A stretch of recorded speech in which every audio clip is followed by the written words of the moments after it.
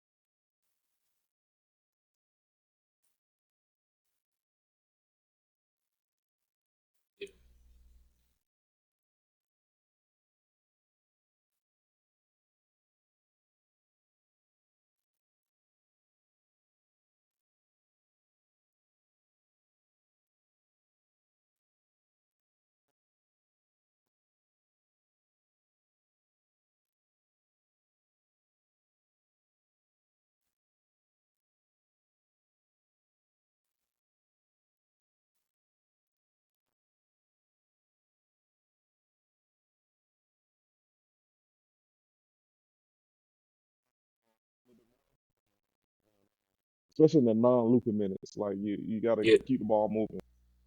But I saw some positive signs that they can take going forward.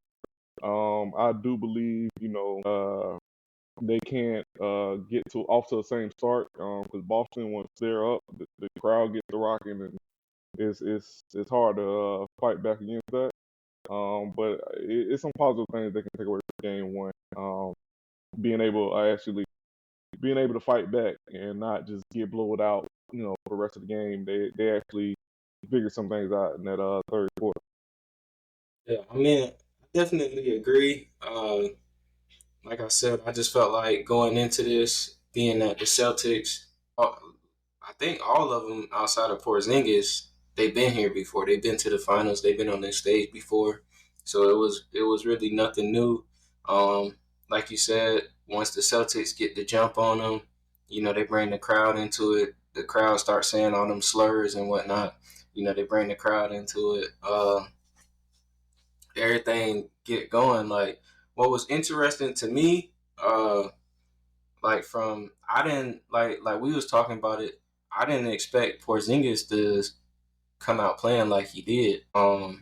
Like straight away. Like I thought he was gonna take time to get acclimated and warm back up, but I didn't think he was gonna go off the way he did. And for me, like as far as going forward in this series, that's gonna be a big problem for Dallas to have to come back because we saw like Lively get in foul trouble. PJ is too small. Gafford and Maxey had minutes, but they wasn't quite effective. And so I'm curious to see. And then like the whole thing with Dallas bigs, they getting put into pick and rolls every time. Jaylen Brown, he got Lively on him. He going to the cup trying to draw a foul. Same thing with Tatum. So that's one thing to look out for. And I also feel like in that third quarter when they were mounting the comeback, they definitely did find something out. Boston usually plays a switch-heavy defense. So with Luka, he's looking for two people. Al Horford and Drew Holiday. Like Drew Holiday is a great defender, but Luka, because of his size, has the luxury to shoot over him. And then Al Horford, because he's not as young as he used to be, he's at a disadvantage, as far as like moving his feet wise and keeping up with the speed of like Luka and Kyrie for sure. Going into game 2, which is set to take off tonight, do you see anything Dallas can do immediately to kind of, temper this series a little bit, balance it out? In my opinion, I feel like Luca has to, how can I say this, be more like James Harden, Houston Rockets. Like when he was in that, them years of pick and roll, he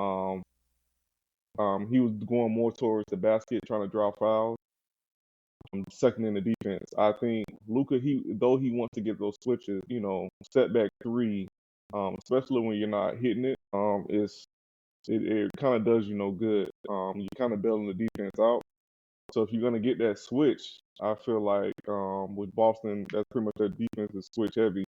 You gotta go to the paint. You got no matter if Horford's on you, Drew Holiday's on you. Like I say, he's bigger than Drew Holiday. He probably have no choice but to foul him if he gets down low. Horford as well. Also trying to bring Porzingis more so outside, so he can't just sit back there and sag off and block shots.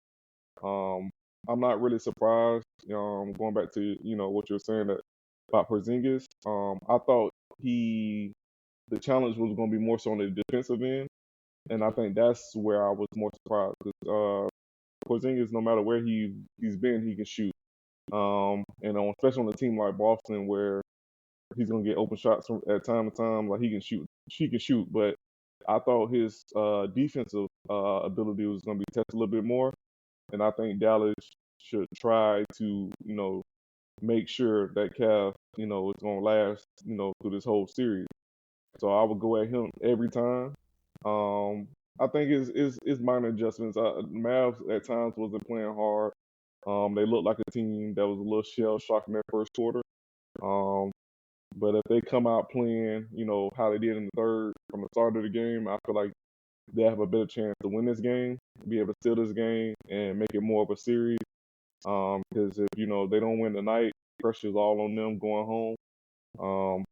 Like I said, they have risen to the occasion every time in these playoffs, but it is the finals. So I feel like a good showing and possibly a steal tonight can make less pressure going back home. But yeah, for me, it's more about what version of the Celtics we're gonna get. Honestly, are they gonna be locked in like they was game 1, or like we've seen, throughout kind of these playoffs? After they go up big in game 1, and then game 2 is kind of where that drop off is. Like they take their foot off the brake. So I'm looking forward. Like I want to see those guys like really go out there and want it. You know what I'm saying? Um, on the Dallas side, I feel like both Luka and Kyrie were both aggressive. I'm looking at the box score now. Luka took 26 shots, Kyrie took 19, so that's about, what you want. For Kyrie, mostly like the shots just wasn't going down. He had some good looks, it just wasn't going down. Same with PJ and Derrick Jones Jr. Like the three ball wasn't going in. So for me, I would like to see Luka kind of get his guys in the game first, get their rhythm going. Um, activate pick and roll, get Gafford and Lively, ready to play, like basically going for the night, keep them engaged and involved. And then that way, if I feel like the only way that Dallas wins this game potentially is if they keep it close. So if you have, Luka doing what he always gonna do, Kyrie playing a good game, those other guys, active, and they keep it close. It's nothing like fourth quarter Kyrie, fourth quarter Luka, So I just feel like, that's their chance of evening up this series. But with that being said, if Boston do come out and play the way they're supposed to, they are the better team. So it might not matter, either way. But I kind of want to get into the quotes that came out after the game. That boy J Kidd, one of the brilliant minds in basketball. One time he had no timeouts, dropped a drink on the court, got a dead ball situation. So he know what he be doing. I say that to say, yesterday in the when they was doing the media day, he basically came out and said that, he feel like on the Boston Celtics, Jaylen Brown the best player. Now I know me and you got into it, last week about it. I actually, for all you people that think I'm a Tatum hater, I actually think he's the better player. I'm just saying it shouldn't be this perception. That's all I'm gonna say. But then, Tatum came out and said, we know what he trying to do. He trying to stir up the pot. We used to it. We used to being compared. But Drew Holiday came out and doubled down basically on what Jason Kidd said and agreed that Jaylen Brown is the best player. That he was saying how he been bringing on the offensive end and he been guarding Luka on the defensive end. So with all that said, what are your thoughts on this situation? And how could it potentially affect this series, if at all? I mean, as far as with Drew Holiday, I kind of feel like just being a teammate. I think he was kind of saying, and I guess in just regular basketball terms, not really trying to put them against each other, just saying, you guard offense, scoring, playing the best player on the team, That ain't what I heard. on most teams that can be considered the best player. Most teams. I don't feel like this is the case. As far as J Kidd, that just nasty work. We know how J Kidd get down. Like that just Tatum and Brown has been a comparison. It's always been they don't play well together at first. They don't run sets together or screen for each other. At one point in time, people were calling for you had to trade either one, because they can't win together. So it's been a narrative that's been out there for a while. I feel like J Kidd has capitalizing it is playing chess, not checkers. And I kind of feel like I don't think it's gonna work, but it kind of draws comparisons for me to the 2011 Heat in the sense of people still trying to, the media per se was still trying to do that. Who team is it? Everybody knew Braun was the best player, but Wade was very much accomplished at that point, playing well. If Brown would have gave him a little bit more help, they would have won in 2011. But that's a different subject for a different day. But no, I just feel like it's just an attempt to put them against each other to see if they're gonna play hero ball to prove who's the best. It could work in Dallas' favor. I don't really see it, it happening because I feel like Tatum and Brown have learned from their past mistakes. But it was definitely strategic by J Kidd. Hey, all I'm gonna say is good work, J Kidd. That boy J Kidd with the pop, boy. That boy cooking up. Hey, Yeah. as Jason Tatum go out there and shoot 25 times, hey, he did his job. That's all I'm gonna say. Bring the assist down. He shot.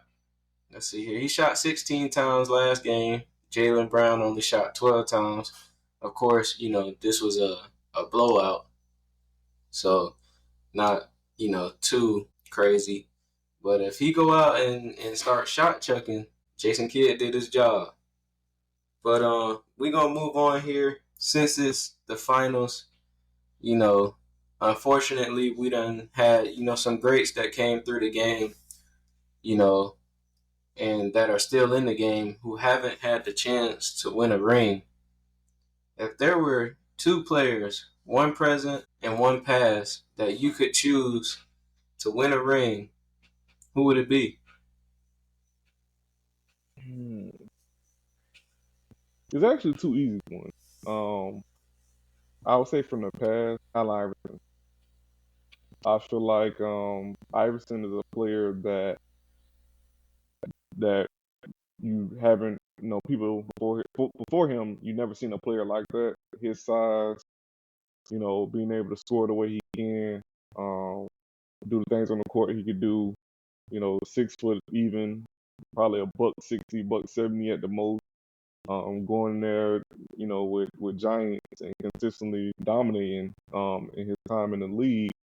And that's around the time that I really, I knew about Michael Jordan, but that's around the time in my life where I really started to understand basketball and knowing that they built the team of defensive players around him, and he was just a primary scorer. To take that team to the heights that he took them against Shaq and Kobe, and still in game one, and that was a memorable game. I don't know if the viewers out there know, but it's a step over Ty Lue. That's But you not. legendary. So I feel like it would have been great for him to get at least one. Even though he's iconic, a lot of players pay him respect because he paved the way for a lot of players of what they do now with the tattoos and everything off the court. But I would have loved to see him get a chance to get one ring. And as far as present, people might call me biased because they know I'm a Heat fan, but I'll have to go Jimmy Butler. Out of all my Heat games that I ever watched, I don't think I ever watched a game where I literally jumped out my seat. And the game that I'm talking about is game 4, I believe, of last year, where he got 56 points. That was just something I never seen before. So that'll be the two players. I mean, Caleb Martin was going crazy. I'm talking. Yeah. But yeah. I've never seen even the championship years, man. I never maybe game 6, 2013 when they made that comeback and Ray Allen hit the shot at the end, maybe. Yeah. But man, just watching that game 4 last year and the crowd being into it and the steal that he got, I mean that the team got past him for the dunk, him hitting a three off a screen and the step back shot that I thought was a three but ended up being a two, like that was Jimmy at his best. Like, I ain't never seen, Miami crowd get really electrified like that. So Himmy. Henny, yeah, like Henny Butler. So I would say those are two players that for me that I would have loved. Jimmy, we'll wait and see. He still got a few years, so I'm not gonna count him out yet. But those are two players that I would want, past and present, to have at least one championship. Um, to be honest, you took both of mine, but for the sake of the pod, I'm gonna go with my second. Hey man, I'm a big Charles Barkley fan. So if anybody could have won one, it would have been tough. In Jordan era, Yeah. yeah, it would have been tough. But if I could say anybody outside of AI, probably Charles Barkley. He get clowned on it a lot, so I'd be feeling like, dang, you know, Chuck ain't got no rings. And then as far as present, one of my favorite players ever, that boy Russell Westbrook, man. Like if Brody get a ring, that jump might bring a tear to my eye. Also, honorable mention, that boy D Rose. D Rose got to Mm, get one of those. mm, D Rose just before the injury, yeah, on his way. He was yeah. on his way. They had the Heatles, but No, just to let you know, that was my honorable mention. It was a Brody, Russell okay, Westbrook. So that was good. That was a good pick for you. Pick by yeah, you. most definitely. I got to go with number 0. Yeah. Staying on topic of, finals and championships, we've been hearing a lot of talk, from a former player and a current player, basically on who team would win. Rasheed Wallace came out and said that he basically believes that the 2004 Pistons, who beat the Lakers, in which everybody, deemed the upset, would beat the 2017 Warriors, who that was the year. Yeah, that was Durant. Yeah, the year That's they it. won Yeah. with Durant, Yeah. That's and it. and Draymond came out and basically said it ain't happening. Rasheed to get run off the court. What's your take on this? It's pretty interesting. Rasheed, and I love Rasheed. Rasheed was a bad boy. People don't know about Rasheed Wallace, bad boy. But in all due respect, yeah, we got swept. In all due respect, he would have had a better argument against maybe the 2015 Warriors. Because maybe they would have played, hard defense on the Splash Brothers and of course Iggy and Harrison Barnes and the rest of the crew to beat them. That's possible. But KD, ain't nobody checking KD. And as much as I love Tayshaun Prince, not happening. Shout out Tayshaun. Tayshaun often in Palm Beach hooping, so shout out Tayshaun. But yeah, they wouldn't have had a chance. And you got Ben Wallace at center, who's a non-scoring threat. But he not playing nobody on the perimeter. So it's not like got like a dominant big that the Warriors got to worry about or anything like that. Draymond can definitely guard Rasheed, especially prime Draymond, early Draymond those years. So it's looking like where you getting the scoring from. I think Rip Hamilton, his forte at the time was kind of a smaller version of Ray Allen in the sense of like not as better, good of a player, I think, but kind of played similar, running off the strings and things like that. But you have Curry that does the same thing, and Klay Thompson that pretty much does the same thing. So it's like you're not going to beat them, I think, condition-wise, because that's where Rip Hamilton got a lot of his points, where people were tired of guarding him. So he'd come down off the pin downs and the curls, and he'd get those open shots. And at the end of the day, 3 is more than 2. So they wouldn't have had a chance. And if they weren't hitting the shots, they just throw it to KD, and that's a bucket. So yeah, they would have, in all due respect, they would have got swept. And I don't think a game would have been close, to be honest. Yeah, I completely agree. With all due respect, though, I know them boys about their business, but there wouldn't have been no big shot Bob, if they faced each other, because there wouldn't have been no big shot to take. Like you said, it wouldn't have been close at all. Like we talking about the 3 greatest shooters in NBA history: Steph, Klay, and KD. Like Chauncey Billups and Rip Hamilton was not, putting up numbers with them. I'm sorry. Like I will say this, I would like, as far as roughing up the game, mucking up the game, I could see it. I don't think it'd be a sweep. It'd be Warriors in 5, but because I feel like just the physicality will wear down on them for one game at least. I don't think it'd be a sweep, I'd say, but yeah, it's no debate. Like that Warriors team was too good, too good. The only why I say a sweep, because I remember, I think it was the 2017 finals, I believe, and I think it was game 3. No, it was the 2018 finals, one of them, and I think it was game 3, and Steph and Klay couldn't hit nothing, and literally the only reason why they stayed in the game and won at the end is because they was able to just throw it to KD.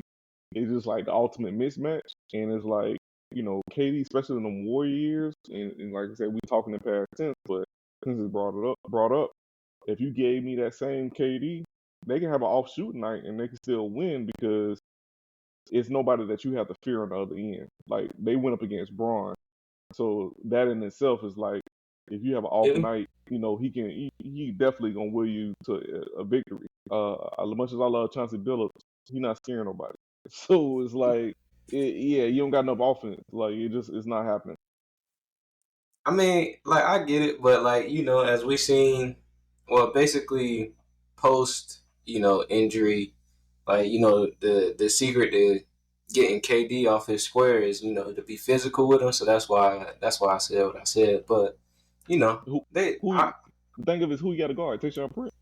Like it ain't, you're not out physicking him. That's the thing. Like they'll probably put Sheed on him if anything, just to make it physical. And we gonna switch with Draymond. Like I don't have to guard you. That's the point. I can go stand in the corner with Rip Hamilton or Tayshaun Prince. I don't have to guard Sheed. That's the problem. Like for LeBron, he put so much pressure on the defense that you're gonna eventually get switched on him. Like you don't have to switch on Sheed. And if she gonna beat me shooting 10 threes, I'll take it. But that ain't happening. Yeah. I mean, respectfully, I don't even know if this might sound crazy, but I don't even know if them Bulls could have beat them boys. Respectfully. That's tough. I ain't gonna lie. I ain't putting nothing against Mike. Me personally, even though he was before my time, from the footage I seen, that man Mike the GOAT. But like I just feel like scoring wise and just everything included, like the Warriors, that team was OD. The only one I would put it'll be more of a contest. I would say is because you can have Scotty guard KD. You're not gonna stop him, but he's 6'8", he up there too. And I want to. Well, it depends on which championship year you're talking about, but you could throw out Harper on Curry, and let Jordan be Jordan on Clay. I think I won't say evenly, but defensive wise, I feel like they can match up a little bit better. And I don't feel like nobody's guarding Jordan on the other side as good as Clay is. That's barbecue chicken over there. That's easy work. So Mike Jordan's prime, like I ain't putting nobody against Jordan. You got to give me an all-star team, then I might consider it. That Warriors team was damn near. Damn them, but they the 5 man was lacking a lot. So Yeah, so but you gotta give me a dominant big to go enough. hey, they had JaVale. He'll get started on that. But speaking of JaVale, he didn't just win a ring with the Warriors. He also won a ring with the Lakers, a team that's been the topic of discussion for a numerous amount of reasons, starting with the head coaching. It was reported by Shams that the Lakers was zeroing in on JJ Redick as the potential coach. But then another report came out and said that they, are looking to get Coach Hurley to come from UConn to coach the team. You have people interviewing like, Heat assistant coach Chris Quinn, James Borrego, who AD was vouching for. It's a lot of messy things going on in Los Angeles. You got the topic of will he or won't he as far as LeBron, as far as re-signing, what they going to do with their draft picks as far as, Bronny James. What is your thoughts on all this, Lakers drama? We were speaking about nasty work earlier. This is nasty work by the Lakers, knowing that the Celtics in the finals. This is just nasty work. Oh, yeah. You know, putting out the news that you were zeroing in on Hurley the day game one of the NBA finals, like they know what they're doing. In my opinion, I could be wrong, but as far as the coaching situation, I still believe it's going to be JJ Redick. I feel like the Hurley news is kind of smoke. And sometimes they say where there's smoke, there's fire. But in this situation, I don't believe they're really going for Hurley. I think he's a candidate, but I really think the JJ Redick connection with LeBron, I really believe that angle that they're playing. I feel like it's the reason why this podcast came about. The reason why he's breaking down X's and O's. To the point where in the latest podcast they put them on the screen so you can actually see. If you didn't know anything about basketball, you can literally learn. You probably can't play, but you can literally learn just by watching that podcast, which is brilliant, by the way. But I really feel like JJ to the Lakers is going to happen. I feel like he would have the respect of the players, being a former player, being a recent former player. They know he's smart. I don't know how AD feel about it per se. That's a different conversation. But I kind of feel like that all this Laker news is on purpose. We'll probably get into more of a deep dive of the Lakers once the finals over with. But as of right now, it's a lot that's going down in LA right now. I just feel like they're trying to build headlines at this point. But It's so crazy that you said that because I never even thought of it that way. Like now that you say that, it do make sense. They arch rival is in the finals and they taking all the attention. It was so funny because Kendrick Perkins said like LeBron need to stop making everything about him. Exactly. But then yet on ESPN, that's all they talk about is LeBron. So but it's so crazy too. Because I remember seeing a report, I think like a couple weeks ago, they say LeBron's not involved in the coaching hiring process. Right. Exactly. Exactly. But to be honest, like I agree. I think they wait until the finals is over. Obviously, JJ's still at ESPN on the broadcast, so it wouldn't look, good if they did that. Also, I just feel like for the Lakers, they gotta stop.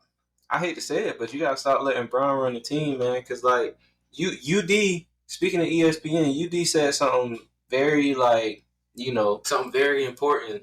Imagine, the Lakers lose a game in the middle of the season, and then JJ and LeBron go do a podcast about like certain plays, and they hate when players like all that stuff they be saying on the podcast. It's gonna rub people the wrong way, and then it's like tensions start with AD.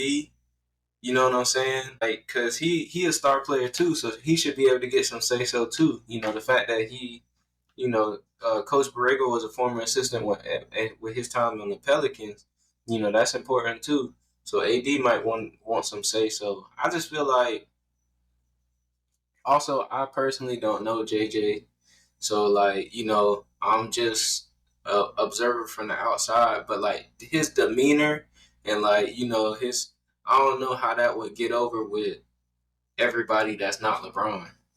Like the way he like comes off to people and everything. Like, I could be wrong. He could probably be a great player coach, but I could see that that potentially like them being so close being a problem. Like just me personally.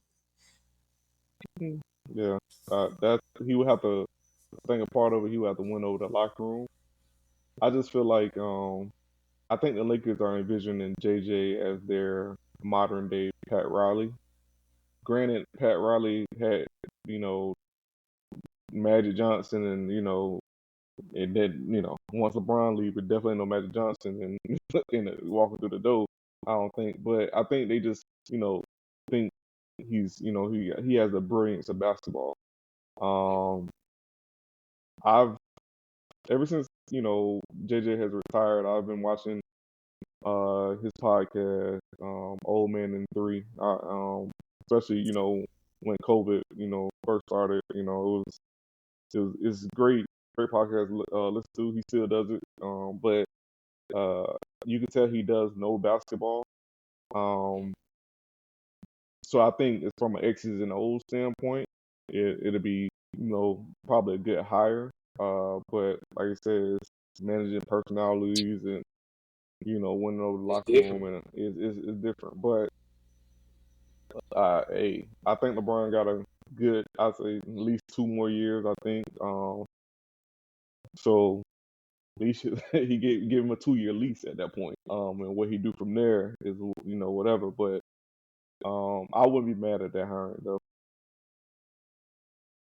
It's so funny because I don't know the exact quote, but I don't know if you watch KG Certified, his podcast that he do with Paul Pierce. I can't But listen to Paul Pierce, but yeah, I know what it hey, is. as a Heat fan, even though we supposed to hate them guys, I won't lie, them boys is funny, bro. Mm, Like KG is not as big of a like trash talker as like Paul Pierce is, mm, or not even trash talking. Paul Pierce just be saying some mm. outlandish things. Well, I But can't listen to they was talking about like this whole situation and put like JJ potentially being the coach and like the whole Mind the Game podcast. And I don't know the quote exactly, but it was just funny because KG was like, we know LeBron, he great, but JJ Redick up here talking like he was somebody, like he was good in the league or something. Like I was like, oh man, no, like but they know this, and people, even casual people, know this. Usually, I don't know why it works out like this, but usually in every sport, the role um, players end up being the best coaches. exactly. So Yeah. the thing of saying, he was like this or he was like that, that don't really mean nothing. Some people can coach it better than they can do it. So Yeah. that's just what it is. Like I I'm just said, I'm just an observer. Sorry to yeah. cut you off. Like I No, said, no, I'm you just an good. observer. But it probably got to do with like the whole like him and Doc situation, to be honest. It probably. Yeah, I mean That's that's probably why they you know even said they, that. you got Austin Rivers still catching straight to this day. So it's just what it is, man. Like That I boy think on the ropes. that I think JJ, even if JJ doesn't get this job, which I believe he will, I feel like JJ will get a job down the line just because he's actually passionate about it. Like Yeah, you could tell that he would, you know, if something don't go right, he'll probably be locked in the office watching film till 3, 4, 5 in the morning, trying to figure out something. Like he just like seems the like next tips. he cares that much about the game of basketball. So But like this my thing though. Like when he was interviewing, I don't know if it was last off season, or no, yeah, last off season because what's his name? Nick Nurse started coaching the 76ers this season. So this past off season when he was interviewing for the job, I was hoping he got it because I would love to see JJ on a young team.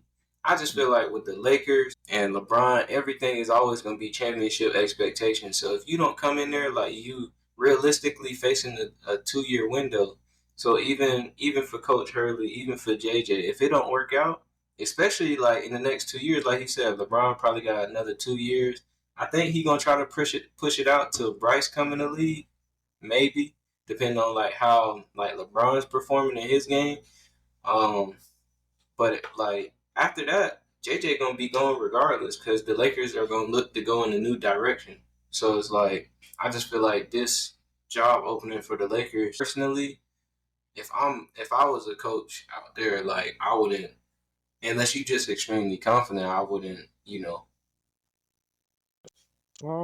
I though I agree with you, I feel like no matter who the coach that the Lakers decide to choose, I feel like this coaching hire will have to be something different.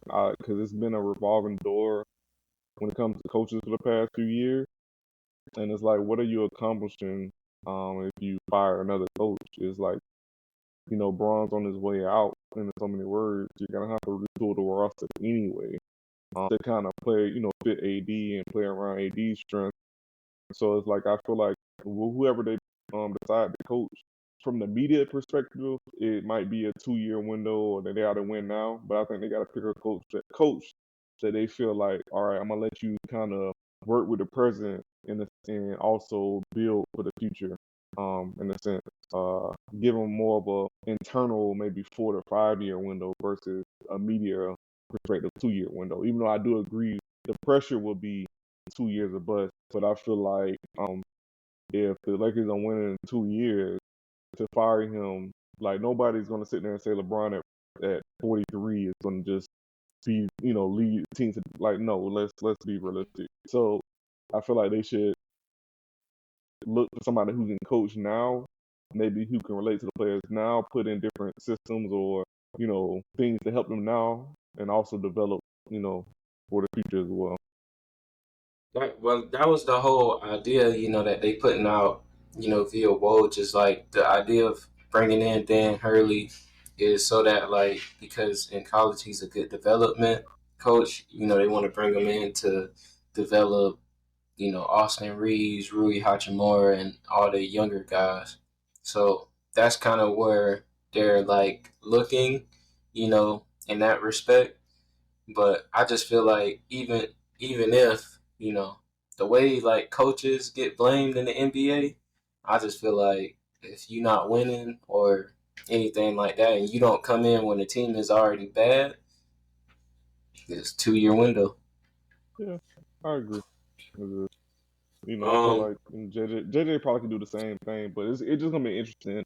After the last game of the final, that probably that first week, just to see if it was shoot, all smoke probably and the next mirrors. day. Probably next day, but to see if this Hurley thing was all smoke and mirrors and JJ was actually the pick, or it was actually something to these rumors that came out lately. It's gonna be interesting. Speaking of rumors, you think they draft Bronny James? They got the 17th pick and I think the 55th pick, I believe. I think they will want to draft Bronny. I think they're angling to draft Bronny. But see, this is where I probably couldn't be a GM or owner because I would pick Bronny just for the hell of it. I would pick Bronny probably not in the first round, but I would definitely pick Bronny. If I had the first pick of the second round, I just pick Bronny for the hell of it. Just because, just because, like the angle, the angle that they're trying to do. So, Yeah. I just want Bronny honestly to go somewhere that he can, develop. Whether it's with the Lakers, whether it's somebody else, that's going to actually take the time to try to develop him, where he can be at least maybe a rotational player. Because he does have ability. I just, I don't think his NBA starter ability or all-star potentially. I don't see that. I could be wrong, but at least, like I said, we see the Heat system. They're known for developing players. San Just, Antonio. San Antonio, that's another good one. Just somewhere he can go somewhere where it's not really the pressure, the expectations. I mean, he already have the pressure because of his dad, but somewhere he can really take time to try to, grow as a player, and not somewhere where they're gonna throw him out there and he's gonna look crazy. Because once you look Almost, crazy and you go down to the G League, most times you never hear about that player again. So, just somewhere yeah. he can develop. I almost made a bunch of enemies. I almost said there's one team that he definitely shouldn't go to, but I'm not gonna say Nah, it. don't do it. Don't do I was gonna it. say I ain't trying to have them people on my back. Yeah, But no. speaking of the Lakers and the purple and gold, our guy Jimmy Butler was sitting courtside to watch his number one fan, Mrs. Cameron Brink, take the court as he was dressed down in the Cameron Brink jersey. They got Jimmy on the sideline interview in which he came out and said the number 22 looks good in purple and gold. Um, you know, you got that on top of the fact that, the 76ers are very interested to get him. I'm hearing teams like the Warriors and the Cavaliers are interested in, Jimmy's services and are willing to give him that extension if the Heat don't. Pat Riley already came out and said it's not something that they looking to discuss this year, perhaps next year. In this instance, do you think this is just Jimmy trolling, or is it Jimmy being serious? To quote Pat Riley. Jimmy trolling. Like, Yeah. Jimmy definitely trolling. Could things change down the line? I mean, it's Jimmy. You got to keep in mind it's Jimmy. I think he's actually happy, being in Miami. Of course, playing for the Heat, competing, possibly trying to build it back to possibly a championship contender. I'm pretty sure he wants that too. But I think he thoroughly enjoys the lifestyle of Miami, the Yeah. access to the soccer, and amongst the other things that you can do down here, pretty much year round because don't snow down here. So um, I think he might be putting a little fuel to the fire, but that's Jimmy. You got to know Jimmy, and one thing about Pat not gonna move just because you trolling. Yeah. No Um, nonsense. it's funny though, it's for the Heat fans that may not be aware of the levels that Jimmy might take you through. Mm-hmm. Seeing Jimmy, in Chicago and Minnesota and even in Philly, the brief time he was there, this is classic Jimmy. So Yep. I don't think it's more to it, not to read into it. But we'll see down the line if there is actually a standoff prior to the trade deadline. Hopefully it's not. Hopefully we make a big move where nobody even think about this later on. But it just at bottom line, Jimmy just having fun. I ain't gonna lie. This is one of them things. Am I gonna read into it? Nah, because I remember last summer when Jimmy said he came out and said he wanted that Jaylen Brown type bag. So that's just Jimmy being Jimmy. Yeah. Clearly, like he loves the city of Miami. If he could choose, he would stay. But I also think Jimmy's no fool. If he gonna leave, he gonna get his money, but it's also he gonna want to try to go to somewhere that he can compete at the same time. Now, whether the Heat gonna do that or not, I could see them being petty and like we just gonna trade you for the package we think is best. And like me personally, even though Philadelphia got 3 picks, I doubt they send him anywhere east. I think like if they were to trade him, he going out west for sure. But that's another topic for another day. I just think the teams that you even mentioned, they don't have the package for it. Maybe Cleveland, but Philly is like you give me picks. Like what I'm gonna do with that? Like Flip that for Donovan Mitchell. I mean you can, but there's no guarantee you're gonna get Donovan. That's the thing. Like I you'll mean, take a yes, risk. but like I'm saying, and like flip it for a star player like a Trey Young, or But if you even want him. at that point, you might well put everybody on the phone to do a 3-team trade because there's no Right. guarantee. So if I get these picks from you, who's to say Cleveland like or Donovan like nah, just stay in Cleveland, and then we stuck with the hero show, and Lord have mercy. I usually go to one Heat game and get a game a year, but we get stuck with that. I'll take next year off. I'm not gonna lie, as somebody who used to watch every single game after Dwayne Wade left Miami, I don't want to go back to them times, bro. No, that Seeing was hard. That was hard. I love James Johnson, Tyler Johnson, Whew. but like we had a lineup of Whiteside, a Carl White, bruh. Like those days. Wayne Poor Ellington, Dragic, bruh. Wayne Oh no, Ellington. Wayne Ellington was saving grace. I ain't even No, he gonna lie. was, He was the only good thing about the Heat. That him and Josh Richardson, and that's the the only bad two thing. good things. And I like Wayne Ellington, but if that's your good saving grace, that just show you how bad it was down there at that time. So That's all. please, like, if it ain't nothing out there, just extend the man. But I feel like this is all gonna come to like around the deadline. It's all gonna if the Heat haven't made any significant moves and they don't win, Jimmy gonna want that contract. But the thing is, after this summer, if Bam make all NBA or wins Defensive Player of the Year, his extension is gonna go up.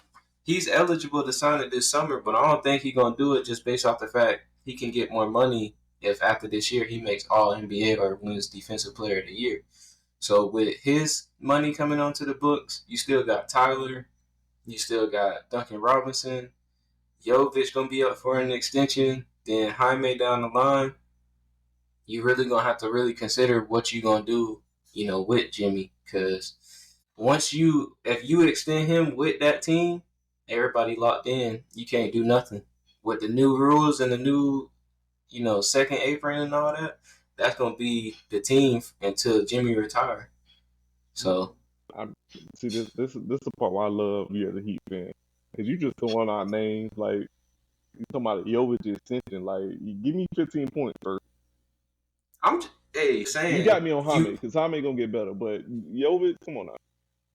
but I'm saying he gonna like the Heat gonna have to make a decision. Yeah, we're gonna give him. He gonna be he gonna like say if he a restricted free agent, then like you can let him walk. But I'm just saying like they're gonna have questions to answer. Like it's gonna be, do we want to go with the future or do we want to? That's basically what I'm saying. I'm not saying it's guaranteed the man gonna get a contract.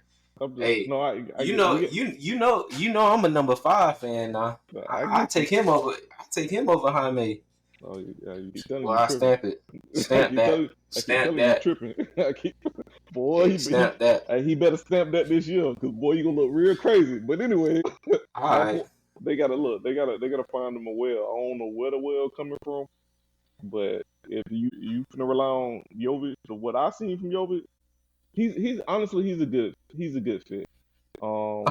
This man acting like Jovic just trash. No, he's not trash, but he's not moving the needle. I need somebody. No, he's not. But he, as far as fit next to, like, as far as Bam timeline, that's all I'm saying. Like, people on Bam timeline, like Jaime kind of makes it easier because he like Jimmy Light. So like, if Jimmy was to leave, it's like, okay, we got Jaime who kind of do a little bit of the same stuff, but not to the highest degree. We don't know if he gonna get there. That's all I'm saying, bro. I'm saying like Jovic is like he fits a different need. Now if they go draft a center this draft, it'd be different. I just want to hear what you say. Yo is like. I just want to hear you. Because you say Who what you want? I want to compare it to right now. Who, Jovic? Yeah. I could see him being like at best, probably like Gallinari Hmm. at best. Hmm. Interesting. I actually can see that. I can see that. I can see that. You know, But Gallinari, he ain't never moved no needles either. So nah, that's he good. didn't though. That's a good I don't comparison. know. Jovic, you just look at him and you just feel like Brett could be like he could do it all. Hmm. I I Like he feel got the size, the ball handling. no. That's just me. No, I You know, mean he's solid. he seemed like he got walking triple double potential. All right, that's what we going. That's what. I knew. The longer we go on this pod, you gonna get a little outrageous. Boy. All right, moving on to the WNBA, we got a couple things to get to. Earlier this week, you know, Miss Kennedy Carter, notorious for shoving Caitlin Clark in a dead ball situation. She was being harassed outside her hotel. You know, somebody following her around with cameras, and everybody surrounding the situation was supporting her. What do you think of this situation? I I'm not gonna say it's hilarious because I'm not trying to get canceled, but it's it's just yeah. The longer this pod go on, I'm gonna start talking crazy. Yeah, they coming after you, boy, because I ain't saying nothing. Hey, Let's go ahead. They gonna be, hey, your dude. show, your floor. Now I'm playing. Whew. I'm learning about this in real time, actually. I just feel like it's unfortunate. It's like taking something that happened on the court off the court. Kind of like kind of like kind of like sometimes with rap beef. You know, it just leave it in the sport. It's You not ain't, funny, y'all. It's listen, not funny. you ain't got to be waiting out somebody hotel call at people's house. Don't do that. It's just basketball. Even though it was a non-basketball play, it just don't do that. You know, not that ain't good. Just leave that alone.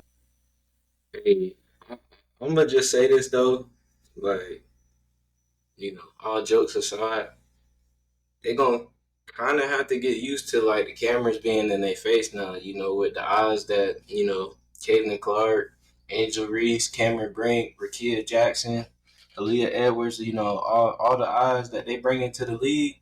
On top of that, with Aja Wilson, Diana Taurasi, you know, all of those ladies.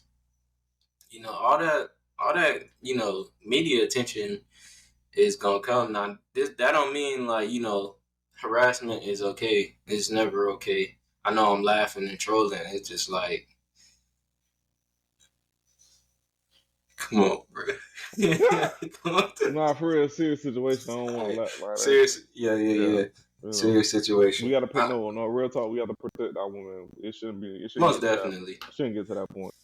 most definitely. In all seriousness, we love women on this podcast. You know, we want them protected, safe. You know, no matter the situation, nobody should be harassed because they of something that they did on the basketball court. You know what I'm saying? And it wasn't even that serious of a play. Like Caitlin Clark got up, she wasn't hurt. You know, dirty play, whatever you call it. You know, roughing her up. You know, it is what it is. But also, speaking of Caitlin Clark. Um, she was snubbed for Team USA. Now this came off, Snub, snub. yeah. That's crazy. Um, it was said that two, veterans on the team felt like due to Caitlin Clark's insane following and fanfare that it would cause a lot of drama due to her not being able to get the minutes that fans would want her to see. Um, I think it's pretty ironic because it's actually because she's not on the team is causing all her fans to act out anyway. But what are your thoughts on this situation?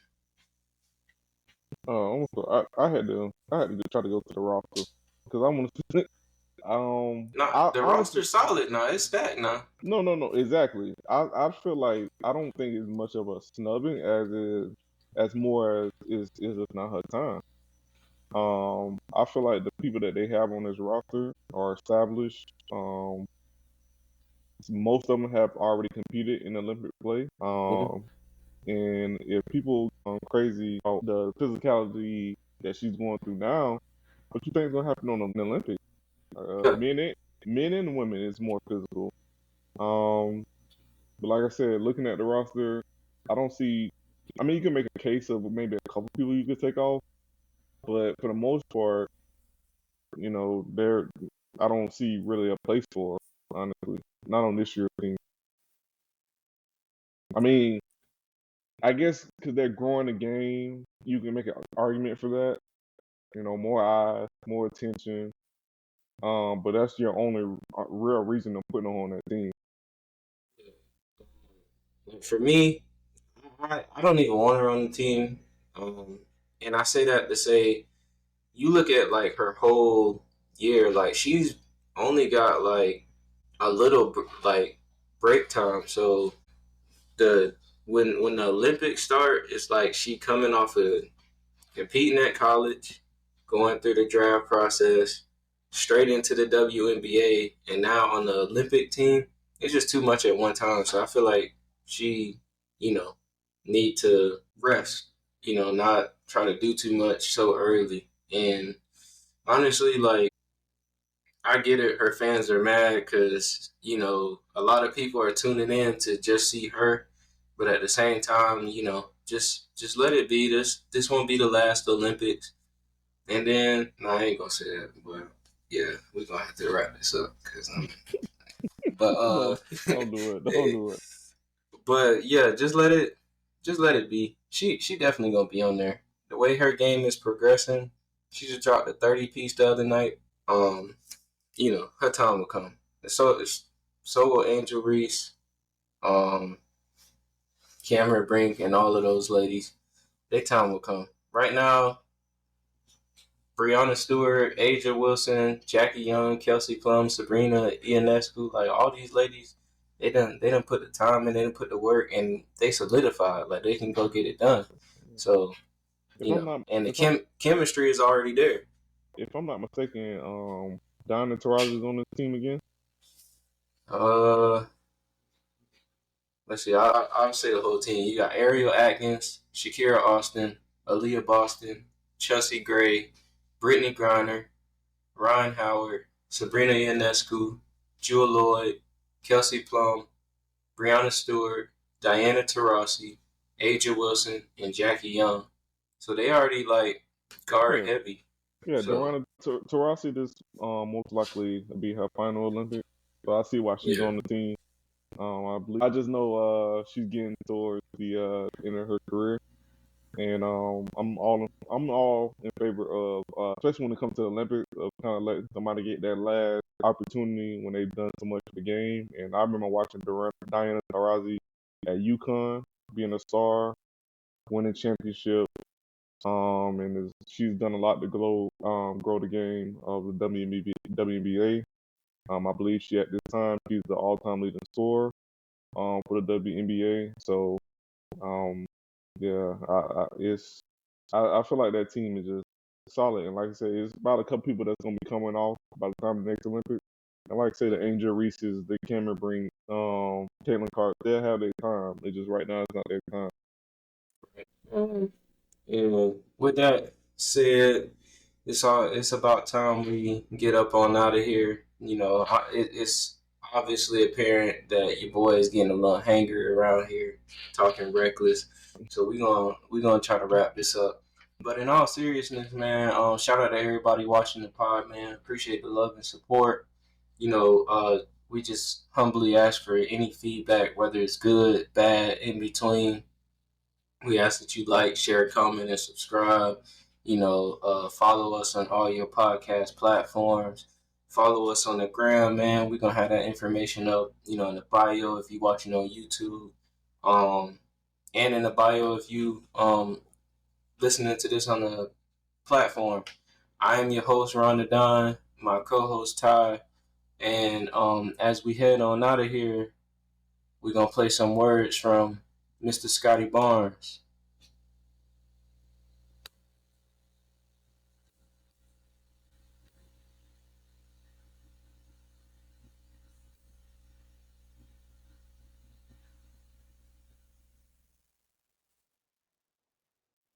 Girl, I'm down bad. Bro, go outside. See, this was wrong with you. You say you need a girl, but you not outside for it. Like, bro, it's so simple, bro. You want a girl, bro? You need a girl, bro? Go find one at the mall. Like, go to the mall, At the walk mall. around. Yeah, bro. Go walk outside. Like, bro, go to the mall, go walk outside. It's like, all right, you see something that you like, go get the number. Don't be shy. Have some confidence in yourself. Simple. Like, bro, don't you want a good girl? I feel like you'll find a good girl in the mall or something, or walking around. Maybe she's running outside doing something.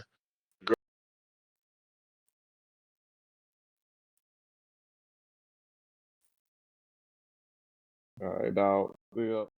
Trip forever and I'm just not getting started. That's the one.